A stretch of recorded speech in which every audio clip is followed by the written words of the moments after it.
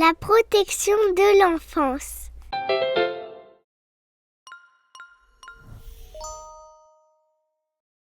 Aujourd'hui, j'interviewe Kino, qui va nous parler de son expérience, de son parcours en tant qu'éducateur, notamment au sein d'IME. Donc, je vais te laisser te présenter et nous dire notamment ce que c'est qu'un IME. Donc, Kino, j'ai 53 ans, j'ai longtemps vécu dans les Bouches-du-Rhône, je suis aujourd'hui dans le Vaucluse. J'ai commencé à travailler en tant qu'artisan d'abord, et puis ça m'a vite agacé, le monde marchand, et du coup j'étais très proche des gens, j'aimais beaucoup être accompagner les gens, et j'ai choisi en 2002 de me former pour être moniteur éducateur, donc travailleur social. Et je suis sorti diplômé en 2004. J'ai intégré tout de suite un service d'accompagnement à la vie sociale sur la ville de Marseille, qui est un service qui accompagne des adultes et jeunes adultes à leur domicile. C'est des gens qui travaillent et qui ont besoin d'un accompagnement sur tout le domaine autour de la vie, que ce soit le médical, des accompagnements pour sortir, pour gérer ses courses, gérer sa maison, gérer sa relation au travail, sa relation aux autres, ce genre de choses. C'était un public qui arrivait dans ton service comment? Enfin, je veux dire, c'était des gens qui avaient des difficultés de quel ordre? Alors principalement, c'est des gens qui ont un handicap mental. Il arrive qu'on ait eu des gens, enfin il arrivait plutôt qu'on ait eu des gens qui ont un handicap plus social. Donc ils sont orientés, ils sont évalués en mesure de se gérer à peu près correctement tout seuls, mais avec évidemment un soutien qui est organisé par le service, le SAVS, quoi, et les éducateurs qui y travaillent. D'accord. Et ce service-là, il dépendait de quoi? De la mairie, du département? Non, c'est une association. C'est une association qui s'occupe essentiellement du handicap mental, qui a monté ce service pour permettre à ces gens d'avoir une vie à peu près comme tout le monde. Alors, une bonne partie de ton expérience, pour ce que j'ai compris, c'est en IME. Est-ce que tu peux nous dire ce que c'est qu'un IME? Alors, l'IME, c'est un institut médico-éducatif. En fait, c'est un petit peu, c'est avant le SAVS, grosso modo, quand les personnes, les jeunes sont détectés avec des difficultés, que ce soit du handicap de manière générale, hein, mais ça peut être du handicap mental, ça peut être du handicap social, lié à une carence éducative, essentiellement en général, pour le handicap social, hein. Le handicap mental, c'est autre chose, hein, c'est physiologique. Euh, donc on reçoit, c'est un petit peu le pendant de l'école en fait, pour ces gens-là. C'est là qu'on va leur apprendre à avoir comment dire, le plus d'habileté à être en société, à hauteur de ce qu'ils peuvent, parce qu'en fait, quand c'est du handicap mental, il y a une limite cognitive qui fait que on peut pas dépasser, c'est un plafond de verre, quoi. Donc voilà, D'accord, en fonction de la personne, en fonction de l'individu, le plafond va être plus ou moins élevé. Et voilà. d'accord. Les IME, ça s'adresse surtout aux enfants, en fait.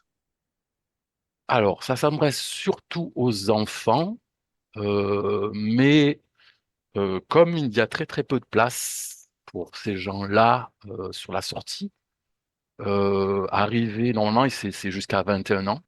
Mais arrivé à 21 ans, souvent il n'y a pas de place. Et en fait, il y a eu un amendement qui s'appelle l'amendement Creton, qui permet à ces gens-là de rester en IME tant qu'ils n'ont pas de place ailleurs.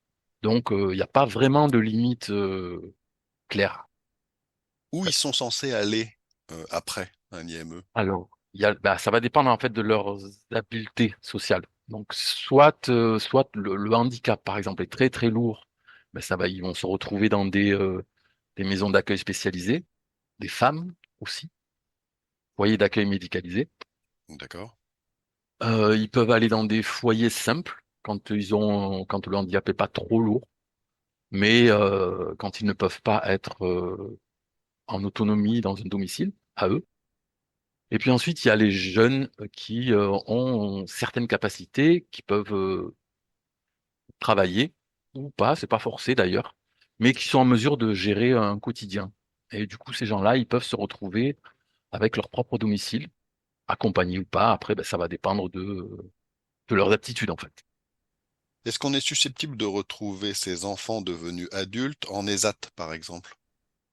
Les ESAT, c'est accessible. Ben après, il faut qu'ils aient quand même des aptitudes importantes et sociales et cognitives pour travailler, être relativement pas performants, mais en tout cas réguliers dans leur travail. Les ESAT, pour ceux qui connaissent pas, ce sont des établissements qui permettent aux gens qui ont des limitations, on va dire, de Oui. travailler. T'as une idée du nombre d'IME qu'il y a en France à peu près, pour Non, pas du tout. avoir un ordre d'idée? Pas du tout le nombre, mais il doit y en avoir pas mal, hein, mais non, le nombre, je n'ai pas d'idée. Il y en a pas forcément dans chaque commune, très clairement, mais Non, il y en il n'y a en a dans la pas dans chaque plupart commune. des villes Non. de taille moyenne, on va dire. Ouais, après, c'est très, ça peut être sectorisé, c'est-à-dire il y a des départements où c'est très très développé, il y a des départements où ça ne l'est pas du tout, ou très peu. Donc voilà, moi j'ai fait ma formation en Lozère, par exemple, c'est assez idéal parce que c'est des endroits où c'est des petits villages. C'est compliqué dans les villes, ces personnes-là, parce que D'accord. il y a beaucoup de risques. C'est déjà pas facile pour les gens normaux, hein, les grandes villes. Donc là, pour des gens comme ça, c'est vrai que c'est pesant, Oui, il leur vaut mieux des endroits plus plus calme, sécurisés, plus calmes, quoi. plus D'accord. calme, ouais, avec moins de risques. Les IME, en général, ce sont des établissements qui sont gérés par qui? Par quel organisme? Quelle En structure? général, les associations. En général, Il c'est des arrive, associations. C'est pas pris en charge par l'État il ou arrive que ce soit des publics. Il arrive que ce soit public, mais je pense qu'il y en a beaucoup moins, hein. pourquoi pas? Quand tu dis il y en a moins, c'est parce que l'État ou les collectivités territoriales n'ont jamais souhaité le développer ou parce qu'ils estiment que c'est pas de leur ressort? Je saurais Tu pas sais? dire historiquement pourquoi il y a moins de public. Je pense que c'est beaucoup de frais. C'est une grosse organisation. Je pense que à un moment donné, les parents de ces personnes-là se sont fait fort de créer des associations pour donner des solutions à leurs enfants.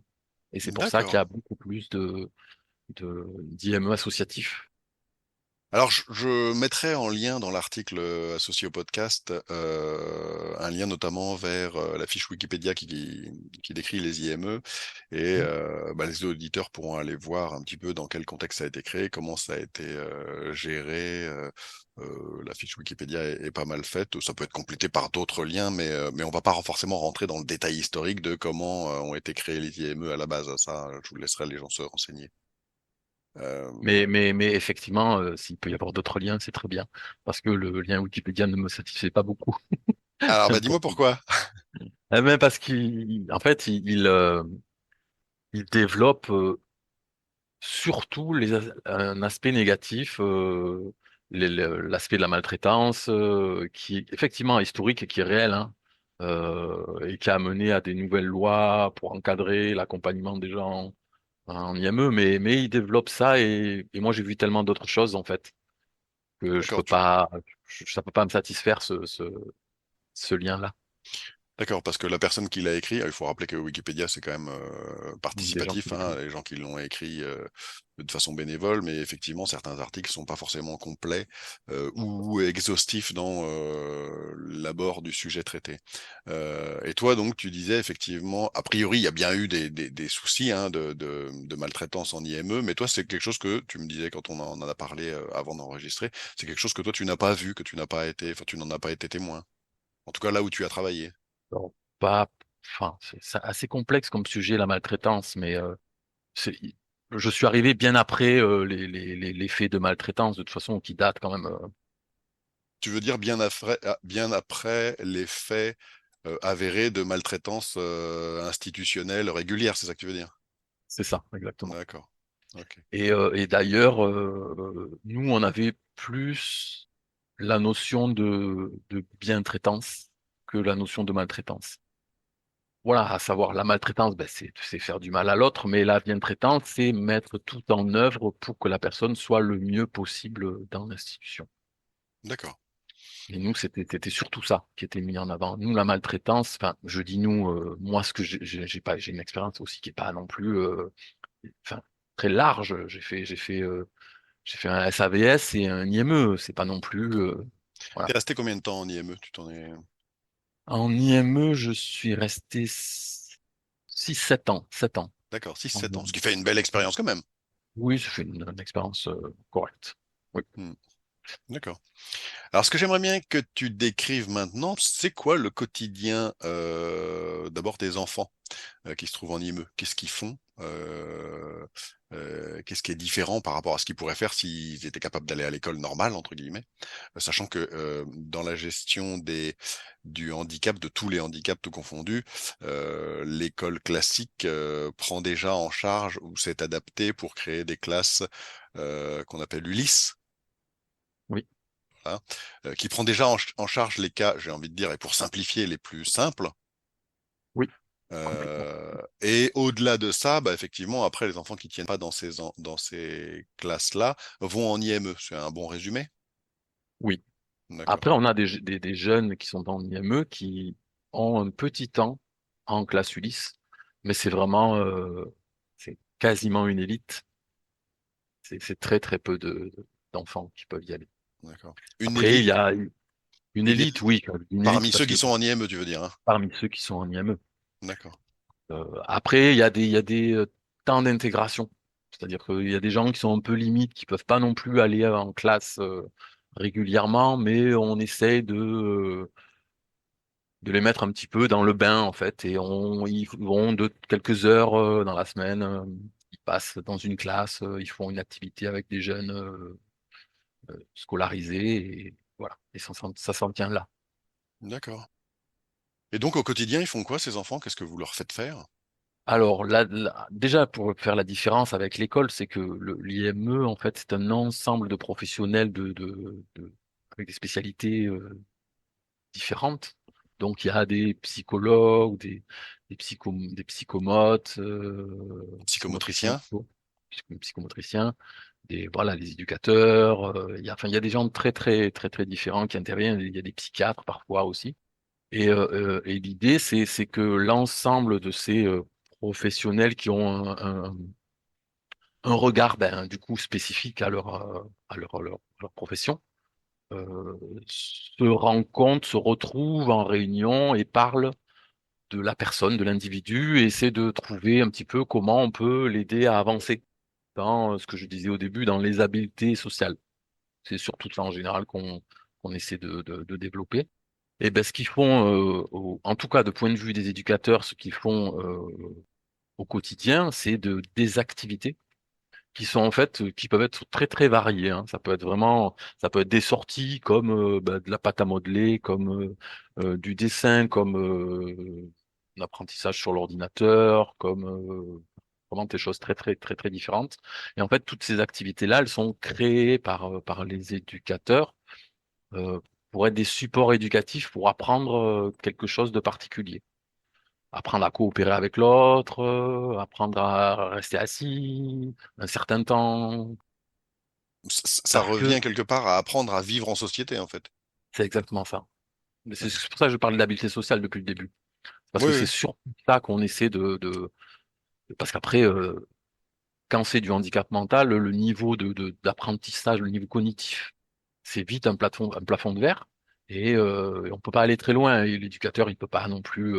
L'éducateur, il est surtout là pour les aider à apprendre à vivre avec les autres. D'accord. Donc Parce voilà. qu'il Donc sent bien que de toute façon, essayer d'apprendre, bon, je sais pas, je dis une bêtise, mais il sent bien qu'au-delà du puzzle de 50 pièces, ça marchera jamais, quoi, grosso modo. Je simplifie, oui, hein. oui, ça peut être ça. Quelle est la difficulté pour l'éducateur de travailler en IME? Par rapport aux enfants, là, pour l'instant, je parle des enfants. La difficulté, Alors, ben je précise ma question. oui. Euh, Moi, je suis famille d'accueil. Mhm, Et il y a une chose qui m'a toujours arrêté parce que je ne m'en sens pas capable en fait toujours, c'est d'accueillir des enfants qui ont un handicap mental. Alors je me suis mhm, aperçu à l'usage que entre handicap physique et handicap mental, bah, parfois la frontière est mince, mais ce qui m'arrête et ce qui m'arrête toujours aujourd'hui dans le fait de travailler avec des enfants qui ont des limitations mentales ou des déficiences mentales, Oui. c'est le fait que, comme tu le disais, il y a un plafond de verre, il y a quelque chose au-delà duquel bah, on pourra pas progresser. Mm. Et c'est cette absence de progression, moi, qui me bloquerait, qui me donnerait l'impression de ne pas servir à grand-chose, en fait. C'est ma vision, hein, évidemment. Hein, je dis pas que c'est la bonne, c'est juste ma limitation à moi. Donc, je voulais avoir ton point de vue par rapport à ça. Alors, juste déjà pour reprendre par rapport à ce que tu disais, c'est pas tant, tu as parlé de frontières minces entre le handicap physique et le handicap mental, c'est pas, je suis pas tout à fait d'accord avec ça, c'est pas là que la frontière est mince. La frontière est mince entre le handicap mental, qui est un handicap physiologique à la naissance, Mhm. et le handicap social, qui est une carence éducative. Là, effectivement, la frontière peut être effectivement mince entre ces deux-là. Alors, Parce que le pourquoi est-ce handicap que... physique, c'est complètement Ouais. autre chose, hein, le handicap physique. Oui, oui, oui. Mais pourquoi est-ce que la frontière peut paraître mince? Parce que les manifestations de ces handicaps sont semblables, en fait, se ressemblent? Parce que, en fait, quand il y a un handicap mental, ben, c'est physiologiquement, le cognitif, il a une limite. Mais si l'enfant, comment dire, il est laissé un petit peu livré à lui-même, il n'y a pas d'éducatif, eh ben finalement, il se développe pas. Et comme il se développe pas, ben, la limite, elle reste, c'est la limite de son âge, quoi. Je veux dire, si un enfant à 4 ans, tu le laisses devant un écran, tu le stimules pas, tu lui proposes pas des activités, ben, il va rester à son âge. Il va pas se développer plus que ça. C'est-à-dire qu'il Il va va se développer grandir un petit physiquement peu. et il aura peut-être 15 ans un Voilà. jour, mais si on s'en est pas occupé, dans sa tête, il aura toujours 4 ans, quoi. Alors, il aura peut-être pas 4 ans non plus, faut peut-être pas exagérer, J'exagère, mais évidemment, hein, mais oui, c'était voilà. pour l'exemple, hein. Mais voilà, c'était ça, ouais, effectivement. Et il aura une limite, il sera un petit peu développé tout seul parce qu'il a les compétences, les capacités, pardon, plutôt de se développer. Mais comme il n'a pas été stimulé, comme il n'y a pas eu de cadre de stimulation, eh ben, il n'aura pas vraiment évolué autant que s'il les avait eus. Et du coup, il y aura une limite cognitive qui sera présente comme si c'était quelqu'un qui a un handicap mental, du coup, quelque chose de physiologique. Donc on retrouve des choses similaires. Après, la capacité de résilience, c'est pas la même forcément. Quelqu'un qui a des capacités cognitives, s'il n'a pas eu comment dire, d'accompagnement éducatif par le parent ou le substitut de parent, bah, il a une capacité quand même à retrouver certaines compétences. Ça va demander beaucoup plus d'efforts, ça va demander d'appuyer sur certains aspects, mais il pourra rattraper un petit peu ce que pourra pas faire le jeune qui a un handicap mental, qui a un handicap physiologique, quoi, contre lequel on peut pas faire grand-chose, Hmm. finalement. Ça me fait penser à ma propre expérience hein, en tant que famille d'accueil. J'ai souvent accueilli des enfants qui me donnaient très clairement l'impression, enfin qui étaient très clairement en retard par manque de stimulation. Et la manque de stimulation, elle pouvait se manifester ou on pouvait avoir l'information que c'était bah, souvent parce que les parents ne s'occupaient pas assez bien de leurs enfants, soit parce qu'ils les Mm. laissaient devant les écrans, ce qui effectivement souvent à long terme peut être catastrophique. Et Mhm. effectivement, parfois, j'ai eu la sensation que même s'il n'y avait pas de handicap mental à proprement parler, il y avait le handicap social. C'est bien cette différenciation que j'avais encore jamais entendue, mais je trouve ça intéressant. Bah, parfois, on a l'impression qu'on n'y arrivera pas de toute façon. C'est en ça que pour moi, la différence était mince, dans le sens où parfois certains handicaps physiques font que, j'ai eu des enfants malades par exemple à la maison, font qu'ils peuvent pas suivre de la même façon et que ce handicap physique va finir par avoir des conséquences et développer des handicaps sociaux. Handicap physique? Ouais, par C'est exemple, quoi le la handicap physique? maladie ou la maladie qui peut impacter lourdement et longtemps une absence de scolarisation, par exemple, Mhm. ou qui est couplée souvent à d'autres problèmes d'ailleurs. Il y a rarement un seul problème pour ces enfants-là, les enfants qui sont placés quand ils n'ont pas été assez stimulés. On trouve parfois des handicaps physiques ou alors des maladies qui peuvent avoir un impact. Je pense à certaines maladies neurologiques qui peuvent avoir un impact sur les développements et puis ça donne la sensation que bah, qu'effectivement ils ratent des opportunités parce qu'ils sont malades. Ils vont pas être acceptés de la même façon à l'école, par exemple, alors qu'ils ont les moyens intellectuels d'aller à l'école. Oui. cette absence de stimulation aussi bien par les parents, mais que parfois par l'école, qui ne se sent pas apte à gérer ça, finit par donner l'impression à la personne qui s'en occupe au quotidien, à la famille d'accueil, que ça s'apparente beaucoup à du handicap mental finalement. Enfin, moi, c'est comme ça que je le décrivais, mais c'est pour ça que j'aime bien le terme que tu as employé, le handicap social, parce que c'est bien plus adapté, je trouve. Oui. Les IME, une petite question pratique, c'est euh, à partir de quel âge les enfants vont en IME? C'est dès la naissance? Non, c'est pas dès la naissance. En général, c'est 5-6 ans, à partir de 5-6 ans pour les sections les plus jeunes. Et puis ensuite, ils basculent sur des sections ados quand ils ont 12 et 15 ans. Et ça, après, ça va dépendre de leur niveau, de plein de choses, hein, pour basculer sur une section adolescent, parce que du coup, ben, forcément, section adolescent, ben, ça implique d'autres risques, d'autres choses à apprendre au niveau. Alors, quel risque là? Essayons d'être un peu plus. Ah ben, clairement, le risque le plus courant, ben, ça va être un petit peu le rapport amoureux, par exemple, qui est un rapport qui du coup est pas bien en place. Pour ces jeunes-là, ils sont un petit peu sans tabou, ils sont un petit peu sans code, et c'est compliqué pour un éducateur de donner ces codes-là. Parce qu'on rentre dans l'intime. Oui, parce qu'on rentre dans l'intime et parce que ben, et puis très honnêtement, un enfant qui a envie, enfin un adolescent qui a envie d'embrasser son compagnon ou sa compagne, et qui se fait rabrouer par l'éducateur parce qu'il le fait devant les gens, il peut interroger l'éducateur en lui disant mais pourquoi je peux pas? Et là, ben, Une question qu'est-ce qui que peut tu se veux? comprendre, hein, parce qu'on regarde C'est les cours complètement, d'école, ça se passe, enfin ah, les mais cours de collège, on va dire complètement. lycée, ça se passe comme ça, quoi. Hein. Enfin, personne ne Alors, viendra rabrouer deux ados parce qu'ils exactement. s'embrassent. Et c'est un peu le travers, c'est que du coup, enfin moi c'est le travers que j'ai perçu chez certains collègues, c'est qu'en fait très souvent il y a une barrière morale qui va au-delà ben, d'une barrière de bon sens. Effectivement, il faut être un petit peu mesuré parce que devant tout, dans la cour, devant tous les autres, ben, peut-être qu'il faut pas trop non plus le faire, mais il n'y a pas de raison qui font qu'on ne peut pas le faire. Ouais. Mais il y a beaucoup d'éducateurs, et d'éducatrices surtout d'ailleurs, puisqu'il y a beaucoup plus d'éducatrices, pas seulement parce que c'est des femmes, hein, mais parce qu'il y a beaucoup plus d'éducatrices que d'éducateurs. Mais voilà, qui sont plus sur un ordre moral. Eh ben, ça se fait pas, c'est pas bien, c'est pas. Voilà, D'accord. faut être réservé. Mais ils posent des questions. Ce qui est assez marquant dans le handicap mental, c'est que les jeunes posent des questions simples et pour lesquelles on cherche souvent des réponses très compliquées parce qu'on est adulte, parce on est soi-disant garant de certaines choses, ben, de la morale notamment, voilà, de choses comme ça, qui font qu'on a quelquefois du mal à leur répondre et on peut pas leur dire ben, pourquoi c'est interdit de se toucher. On avait un jeune adulte qui était fétichiste, par exemple. Fétichiste Donc de quoi? fétichiste, par exemple les pieds. D'accord. Voilà. Donc et ça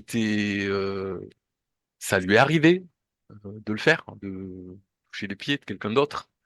Et, J'ai envie de rire, hein. oui, non, mais ris, mais tu peux rire, mais du coup C'est pas alors moqueur, hein. C'est effectivement, évidemment pas moqueur.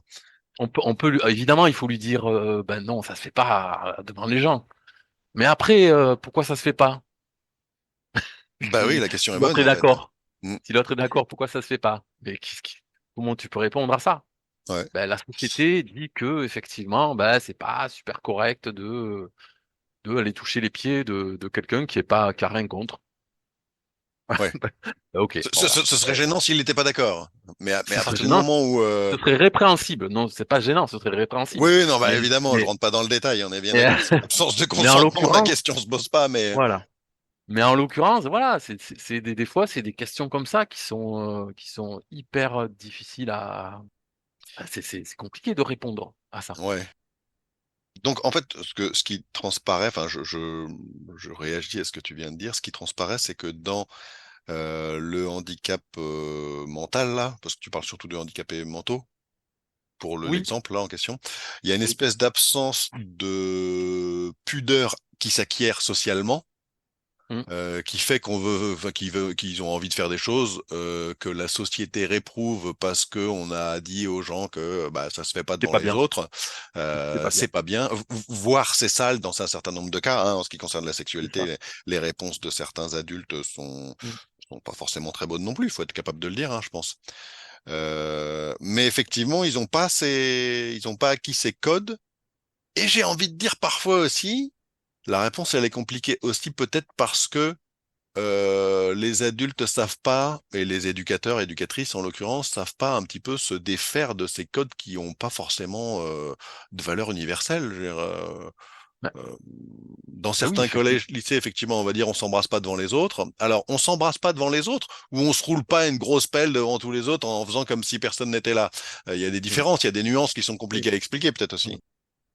Oui, mais sauf que eux, ils ont pas, comment dire, ils sont un peu bruts de décoffrage en fait. Donc pour eux, ils s'embrassent, que c'est une grosse pelle ou que c'est un bisou, pour eux, pas forcément de différence. Pourquoi il y a une différence? Est-ce qu'il y a une différence en fait, vraiment? Voilà. À part le fait que la société nous dise que ben, c'est pas très correct de se galocher devant les gens. Mais je veux dire, qui Voilà. ne l'a jamais fait? Quand t'es amoureux, t'as envie de galocher, quoi. Je veux dire, à un moment donné, Oui. t'es- quand t'es jeune, surtout, parce que quand t'es jeune, t'as moins les limites. Mais tu le fais. Mais eux, on leur dit, tout jeune, on leur dit non, ça se fait pas. Hmm. Donc, on leur donne déjà des codes d'adultes, en fait. Ce qui, je pense, est dérangeant, c'est que on va leur dire à eux ce qu'on ne dira pas à d'autres qui n'auront pas leurs limitations. Parce que tu vois deux ados dans la rue s'embrasser, se galocher autant qu'ils ont envie, qui va intervenir pour leur dire ça se fait pas? Mais ouais, Voilà, personne. Donc quelque part, on leur réduit, on réduit leur liberté dans une certaine mesure. complètement. Mais complètement. Et D'accord. puis, le problème, c'est qu'on est éducateur et que je pense que là, on touche à quelque chose qui est, je pense, quelque chose qu'on va aborder après, c'est la notion de pouvoir, en fait. Ouais. Et ça, c'est assez, voilà, c'est important et je pense que voilà, les éducateurs, ils sont pas éducateurs pour rien. Il y a toujours des raisons, elles sont pas toutes les mêmes, mais il y a aussi quelque part cette notion-là de pouvoir qui existe et qui est exercée, appliquée de manière assez disproportionnée dans le métier. D'accord. Pour toi, c'est systématique ou ça arrive? Non, ça arrive. C'est pas D'accord. systématique. Et c'est une question de personne, c'est une question Oui, d'éducateur. complètement, c'est une question de personne. C'est pas Hmm. du tout une question d'éducateur. C'est la façon dont tu abordes le truc. Après, tu peux très bien passer ton diplôme et passer au travers et pas te rendre compte que même si aujourd'hui, enfin aujourd'hui, pas qu'aujourd'hui, ça date maintenant, mais c'est aborder le fait, la question de pourquoi tu le fais, pourquoi tu fais ça, la remise en question, c'est ça qui est important en fait quand tu te formes, c'est d'arriver à te remettre en question. Il y a des gens qui se remettent jamais en question dans leur formation et qui du coup après dans leur métier ne se remettent pas en question non plus. Et du Ouais. coup, deviennent des gens qui ont un pouvoir sur ces jeunes-là et qui l'exercent. Et c'est Donc, potentiellement maltraitant. c'est potentiellement maltraitant et c'est dans tous les cas, ce n'est pas bien traitant pour la personne qu'on accompagne. Alors effectivement, c'est un sujet intéressant à aborder parce que euh, tu m'as écrit une phrase quand on a préparé l'enregistrement de ce podcast. Tu me dis le lien éduque-enfant est parfois trouble Oui, et c'est quelque chose qui reste compliqué à gérer tout du long du passage de l'enfant en IME, quoi, en fait. oui, oui. Après, c'est quelque chose que l'éducateur aborde en formation. C'est le rapport, l'attachement, le rapport à l'autre, ce qu'on appelle la projection sur l'autre en fait, sur l'identité de l'autre, sur quel rôle il prend, en fait, puisque ben, l'éducateur, il a un petit peu le rôle, un simili-rôle parental, mais dans lequel il peut rentrer du coup de l'affect, voilà, de l'affect plus plus, hein, ça peut être vraiment très très fort. Ouais. Euh, Bah, disons, quand on prend un rôle parental et qu'on s'y met à cœur, qu'on fait bien notre travail, forcément, à un moment ou à un autre, se pose la voilà. question. Mais c'est une question qui Surtout, se pose. Oui, vas-y. surtout quand tu fais, t'as à cœur, quand tu as à cœur de faire le mieux pour l'enfant, pour ce qu'il a besoin, pas seulement parce qu'on pense que ce qui est bien pour lui, hein, ce qu'il a besoin lui, ce qu'il dit qu'il a besoin. Parce que ça, c'est aussi, c'est super important. Parce que très souvent, l'éducateur, en fait, il pense à la place d'eux. Notamment parce qu'il y a l'imitation Oui. cognitive. Donc, il se dit, bah, je vais lui dire ce qui est bien, en fait. En fait, quelquefois, l'enfant, il te dit ce qu'il a envie. Et il te dit ce qu'il n'a pas envie. Ouais, À un moment donné, il faut arriver à faire suffisamment de place à cet aspect-là. Ce qui ouais. n'est pas facile pour beaucoup de professionnels. Hmm. Voilà. Est-ce qu'il y a euh, dans la formation ou dans certains IME des interventions d'ex-enfants qui sont passés par des IME et qui peuvent dire un petit peu ce qu'ils ont bien vécu ou mal vécu au contraire et qui pourraient aider les éducateurs à changer leur pratique? Non, pas en tant que tel. À la limite, il y a des anciens qui reviennent voir leurs éducateurs, mais il n'y a pas du tout de remise en... Non, non, D'accord. ça, il n'y a pas. C'est Bah, pas à c'est- ma connaissance. c'est une question que je me pose, mais en fait c'est peut-être complètement con hein, comme idée. Hein. J'en sais rien en fait. Mais est-ce que tu penses que ça pourrait être intéressant? Bah, tout est intéressant, en fait. Tous les retours sont intéressants. D'accord. Il y a pas à faire de tri là-dedans. C'est un peu ma démarche en Après, faisant tous ces témoignages, si oui, tu oui, veux. oui, oui. Je veux m'adresser avant tout aux gens qui sont concernés, qui ont été concernés. Même Mm, si effectivement s'adresser aux professionnels aussi, bah, comme toi, est très intéressant. Ça permet d'avoir un panel mm. de points de vue différents. Une question que je voulais te poser, on sent bien que le travail d'éducateur en IME, c'est pas un travail simple. Ah non. Qu'est-ce qui t'a fait arrêter toi, par exemple? Est-ce que c'est la difficulté du métier? C'est le croisement de deux facteurs principaux. Le premier, c'est d'être confronté à des professionnels qui, comment dire ça, qui sont très autocentrés. Pour moi, le travail d'éducateur, c'est un travail d'équipe, équipe d'éducateurs, mais pas que, équipe de professionnels pluridisciplinaires. Et quand il arrive des gens qui s'extraient de ça pour dire que eux ont la vérité et qu'il n'y a pas besoin d'en discuter, ben c'est mort, c'est fini pour moi le travail d'éducateur, il n'existe plus. L'accompagnement de l'enfant, il est plus du tout le bon. Parce que tout seul, tu peux pas avoir une vision claire de l'enfant ou du jeune adulte, de ce dont il a besoin. Tout seul, tu peux pas, c'est pas possible. D'accord. Tu es Ce qui fait que... forcément pris Ouais. dans ta relation à lui ou dans ce que toi, tu projettes de ton métier. D'accord. Ce qui fait que Mm. quelque part, alors on l'a pas encore trop abordé, on parlait surtout des enfants et de tes rapports avec les enfants, le métier finalement, le cœur de métier. Mais ce qui fait que finalement, ce qui t'a paru le plus compliqué aujourd'hui, c'est moins les relations avec les enfants, moins le travail avec les enfants qui demande pourtant un sacré investissement, hein, la compréhension de quelqu'un qui est différent, c'est pas simple. Mais finalement, c'est les relations avec tes collègues, quoi, Super. finalement, qui a été plus Oui. compliqué que le reste. Ah oui, clairement. Mm. Avec les collègues ou avec l'institution, d'une façon générale? Alors, les deux. Alors, avec les collègues en premier lieu, vraiment, c'est vraiment ce qui est le plus compliqué. Et après, avec l'institution, parce que l'institution, ben, parfois, elle fait des choses, elle met en œuvre des projets parce qu'elle pense que c'est ça qu'il faut faire, mais c'est souvent aux dépens, du bien-être des enfants. D'accord. T'as un exemple de ça? Oui, oui, un exemple, c'est qu'en fait, à un moment donné, en IME, au IME où j'ai travaillé, fait le choix de privilégier les jeunes qui ont le plus de capacités, ou en tout cas le plus de potentiel. Et du coup, ils maxent l'accompagnement de ces jeunes-là, mais qui dit maxer d'un côté, forcément diminue de l'autre, ce qui veut dire que les jeunes qui ont le plus de capacités ont le plus d'accompagnement, et les jeunes qui ont le plus de difficultés, le plus de besoins d'accompagnement en ont le moins. Et ça, Ça pour moi, ça a été un peu la goutte d'eau. Ça, c'était vraiment le truc. C'était pas possible, c'était pas entendable. C'est pas possible. Bah, On peut pas, c'est pas possible. il y a une absence d'égalité, hein, tout bonnement, enfin, je pense, hein. Bon, C'est je pas de résume ça comme ça, l'égalité, c'est mais. de l'équité. Bah oui, Tu oui, vois, oui, c'est ce que ça c'est de revient au dire, même. Mon terme était peut-être pas le bon, mais effectivement, ouais, ça paraît pas c'est- normal de ne pas donner les mêmes chances à tout le monde. voilà. Et à un moment donné, ces jeunes-là qui sont en grande difficulté, ben, ils ont moins d'accompagnement.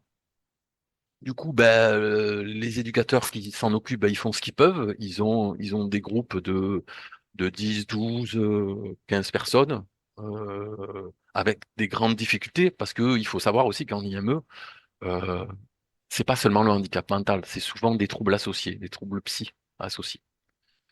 Donc ces jeunes-là, qui sont en IME, ils sont là pour apprendre le maximum de choses pour plus tard. Et que si les éducateurs, on leur enlève les moyens de leur apprendre, et ben finalement, ben, ces jeunes-là, ils font plus grand-chose. Ils jouent aux petits chevaux, ils vont faire des balades, mais ils avancent plus. Et finalement, on les laisse là où ils sont, quelque part. On les abandonne. Pour moi, on les abandonne, hein. On les abandonne et on les laisse prendre de l'âge jusqu'à aller en foyer sans avoir avancé plus que ça et se retrouver en foyer à faire la même chose qu'ils ont toujours fait en IME, à savoir jouer aux petits chevaux et aller faire des balades. D'accord. C'est pas systématique, j'exagère. Il y a plein de foyers où ils font énormément de choses. Mais voilà, je me dis, en fait, moi, je me suis toujours dit, ces jeunes qui sont en IME, c'est maintenant qu'ils doivent découvrir des trucs. En foyer, c'est autre chose encore. Ouais. Donc, si maintenant on leur donne pas les moyens de découvrir des choses, d'avancer, ben après en foyer, ça va être, voilà, c'est un peu mort quand même. Ouais. C'est dommage que ces jeunes-là ben, qui sont à la fleur de l'âge, quoi. Ils sont Hmm. vraiment, c'est l'âge des découvertes, c'est l'âge de plein de choses. Et on leur retire ça parce qu'il n'y a pas les moyens. Et ça, Hmm. c'est pas possible, quoi. Moi, je peux pas, j'y arrive pas à ça. Ouais. Donc, du coup, voilà. Ça Alors, m'a mené à arrêter. pour essayer d'être un maximum honnête et pas clivant, il faut bien dire que, et tu nous l'as un peu confirmé, bah c'est pas un métier facile. Ah non. Donc, je sais pas dans quelle mesure, en plus, il est bien ou mal payé, mais à partir du moment où c'est pas un métier facile, clairement, est-ce qu'il y a beaucoup de monde qui se bouscule pour aller travailler en IME? Oui, parce que si tu te retrouves dans un IME, comme je l'ai décrit juste avant, tu peux très bien faire ton boulot sans te casser la tête, puisque du coup, on ne te donne pas les moyens de faire avancer ces jeunes-là, t'as pas à te casser la tête. Tu peux très bien rester là et les faire jouer aux petits chevaux. Je reprends toujours les mêmes exemples, hein. Ouais, Les ouais. faire jouer aux petits chevaux et les emmener balader. Tu fais 9h, 16h, ou 16h30, et tu rentres chez toi. Oui, mais c'est pas. Alors là, on parle de gens pas motivés, je veux dire, de gens qui vont faire un boulot entre guillemets alimentaire. Ben oui, mais de toute façon, si t'as pas les moyens, soit tu as à cœur de faire quelque chose et tu supportes pas, tu t'en vas, soit ben, finalement, bah, te demande pas plus que ça, ben, tu fais pas plus que ça, et puis voilà quoi. Ce qui a un effet pervers. Ceux qui sont Bien motivés sûr, s'en vont, et ceux oui, qui le sont pas restent. Il reste que les voilà, moins bons entre guillemets, hein, enfin pour faire simple. oui, on peut Euh, dire ça, Ce qui peut avoir un effet pervers évidemment sur la gestion, sur le bonheur complètement. de ses enfants. Alors je sais bien que l'institution n'a pas pour mission de rendre ses enfants heureux, mais dans ce qu'on vient de décrire, elle pourrait faire mieux quand même, quoi. Alors je suis Oui, pas en train de cracher sur l'institution, c'est pas l'objectif, mais d'essayer de faire comprendre pourquoi ça peut être compliqué pour une institution aussi bah, de gérer ces enfants-là, notamment parce que, bah, tu l'as dit, c'est associatif, l'investissement de l'État là-dedans est pas énorme, ou des collectivités territoriales, et puis bah, ils sont comme tout le monde, ils ont un budget limité, quoi. c'est ça. Mm. On approche un petit peu de la fin de cet enregistrement, de ce podcast. Euh, Il y a une solution qui a été expérimentée, tu m'en parlais, pour sortir un petit peu de cette institution dont parfois on perçoit un peu les limites, c'est la désinstitutionnalisation. C'est-à-dire que Mm. tu me disais, grosso modo, il y a un modèle notamment qui a essayé ça, c'est au Canada, qui a désinstitutionnalisé, a essayé de développer le métier de famille d'accueil à destination de ces publics Oui. déficients. Ça existe un peu en France. Moi, je connais une famille qui a fait ça, mais c'est très peu développé aujourd'hui en France, non? Yuri, oui, c'est très peu développé. C'est pourtant très intéressant parce que ça veut dire une cellule familiale, ça veut dire un accompagnement éducatif parce que, effectivement, sur le modèle canadien, les éducateurs sont des professionnels itinérants. Du coup, ils vont de famille en famille, ils passent du temps, ils échangent, ils partagent voilà, des idées, des façons de faire, parce qu'ils ont ben, ces habiletés-là, parce que c'est leur métier, avec les familles d'accueil, qui ont leurs propres habiletés du fait de leur métier. Mm. Voilà, ils sont pas du tout le même accompagnement, mais en fait, ça se complète, et c'est super intéressant. Mm. Mais oui, effectivement, chez nous, a priori, c'est pas tellement. Même si peut-être ça va arriver, mais Mm. je suis pas gagné. La différence que j'y vois, c'est surtout que, alors je ne saurais dire combien ça coûterait, est-ce que ce serait faisable financièrement, je n'en sais rien, mais la différence que j'y vois, c'est qu'au lieu d'avoir un éducateur qui, comme tu le disais, surtout pour les enfants, entre guillemets, abandonnés par l'institution, au lieu d'en avoir 10 à 12 à 15 à gérer, on a une famille d'accueil qui va en avoir un ou deux ou trois maximum, quoi. Oui, Ça change la donne quand même, hein, en pratique.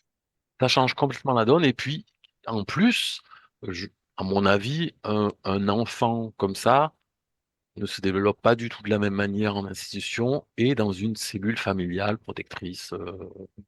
Voilà, D'accord. clairement, hein, c'est valable les enfants lambda. Pas de raison que ce soit pas valable pour ces jeunes qui ont un handicap mental ou social. Alors, il y a une dernière chose que j'aurais envie d'aborder comme sujet, parce qu'on n'en a pas parlé finalement, c'est que ces enfants-là, ils ont des familles. Donc, Oui, quel est le rôle de ces familles dans leur éducation? Parce que, par exemple, un enfant qui est en IME, c'est quoi? Il y reste 24 heures sur 24, 7 jours sur 7, ou il rentre chez lui le soir? C'est non, quoi c'est le... comme l'école. Non, il fait ce que je disais tout à l'heure, il fait comme les éducateurs, il fait 9 heures, il arrive à 9 heures et il part à 4 heures, 4h30. D'accord. Il n'y a pas d'IME avec internat, par Si, exemple. si, ça existe. Mais D'accord. moi, j'ai pas l'expérience de l'internat. D'accord. Et le rôle des familles là-dedans, c'est... Ah ben, c'est un rôle parental. Après, la difficulté, c'est que souvent, ces familles-là, c'est énormément d'énergie, en fait, à développer et c'est souvent des familles en grande difficulté. Notamment parce qu'il y a des troubles associés en général au handicap mental. Donc des En grande troubles, difficulté parce qu'ils sont capables d'être parents, mais de là à être parents d'enfants qui ont ces difficultés-là, c'est beaucoup plus compliqué en fait, c'est c'est ça que tu veux complètement dire. autre chose. C'est complètement autre chose. Et j'imagine que tu as affaire ou que tu as connu beaucoup de familles épuisées en fait, tout bonnement. Oui, en général, oui, les familles sont épuisées. Même les familles qui ont des moyens, parce que c'est pas toujours le cas, hein, qui ont des moyens intellectuels, qui sont ouverts, qui ont envie que ça progresse, même ces gens-là, ils s'épuisent en fait, parce que effectivement, c'est des jeunes qui demandent beaucoup d'énergie pour s'en occuper. Au quotidien, c'est pas la même chose que quand tu fais 9h, 16h, quoi. 9h, 16h, ben, t'es professionnel, tu fais ton taf. Mais après, quand tu l'as tout le week-end, tous les soirs, et puis sans avoir les moyens en plus. On a des moyens, ils ont des moyens parentaux, ce qui est pas toujours le cas d'ailleurs, mais, mais ils n'ont pas des moyens, des techniques professionnelles pour savoir ben, comment aborder telle problématique psy, voilà, il faut vraiment, il faut une débauche d'énergie pour arriver à s'occuper en tant que parent de ces enfants-là. T'as des parents qui abandonnent, je veux dire, qui abandonnent leur enfant, je veux dire. Je pose la question en connaissance de cause, hein, c'est un peu l'impression que ça peut donner pour certaines situations. Abandonné, tu veux dire. Carrément abandonné Ouais, ou... c'est ce que j'ai vécu moi en tant que famille d'accueil. J'ai vu des enfants abandonnés, des parents qui Non, sont allés demander à ce que l'enfant soit placé parce qu'ils en peuvent plus, qu'ils veulent plus s'en occuper. non, moi ça j'ai pas eu. J'ai eu des parents qui ont lâché, en fait. Donc qui à la maison ne posent plus de cadre, ne sont Et plus c'était pas un dans le faire jugement, hein, plaisir. c'était Oui, pas du tout un jugement ce que je disais, mais il se trouve que ça existe, très clairement. oui. Mhm. Sans juger les personnes qui sont allées jusque-là, on disait, hein, il y a de l'épuisement, genre au bout d'un moment. Oui, clairement. En plus, Non seulement il l'épuisement y a peut amener de la maltraitance, donc j'ai des fois mieux vaut, quoi, clairement. clairement. Et puis en plus, le problème c'est que non seulement il y a l'épuisement, mais en plus il n'y a pas de solution. C'est-à-dire que les jeunes qui sont en IME, Les parents, ils les ont et ils sont désespérés parce que ils savent pas ce qu'ils vont faire de leur enfant. Parce qu'il n'y a pas de place en foyer, il y a pas, ils trouvent pas de solution pour avoir un peu d'air. C'est une C'est forme de difficile. condamnation, quoi, quelque part. Ils sont C'est ça. condamnés à s'occuper de leur enfant dont ils ne savent pas et dont ils n'ont pas l'énergie nécessaire pour s'en Oui. occuper, en fait. Oui. Et puis ils peuvent pas se projeter, ils peuvent pas se dire, ben, ah, c'est bon, il va avoir 20 ans, c'est bon, il va partir en foyer. Ben non. Il va avoir 20 ans, il va peut-être avoir une foyer, il en aura un foyer, une place en foyer, il aura 26. Ça peut être ça aussi. Et je pense que ça, c'est super dur à vivre. Ouais, Parce qu'on peut se dire, ben, mon enfant, il va être bien accompagné, il va être en foyer, je vais le voir le week-end, il sera, voilà, il y aura des gens pour s'occuper de lui, et puis moi, de mon côté, je pourrais un peu m'occuper de moi. Mais souvent, il n'y a pas ça. ouais, Et ouais, ça, je pense que c'est désespérant, quoi, pour les parents. ouais, très clair. Bon, bah écoute, on en arrive à la fin de ce podcast. Je te remercie beaucoup Mhm. Tant pis. d'avoir témoigné de ton expérience parce que c'est compliqué de pouvoir faire parler les gens de ce sujet-là. Et pourtant, Ouais, ça me paraît tellement essentiel pour comprendre tout bonnement. Bah, je te remercie beaucoup. ouais, tant pis.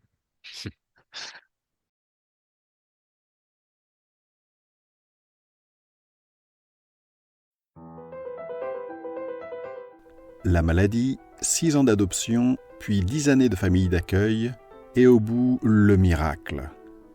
Comment ? C'est ce que je vous raconte dans ce livre.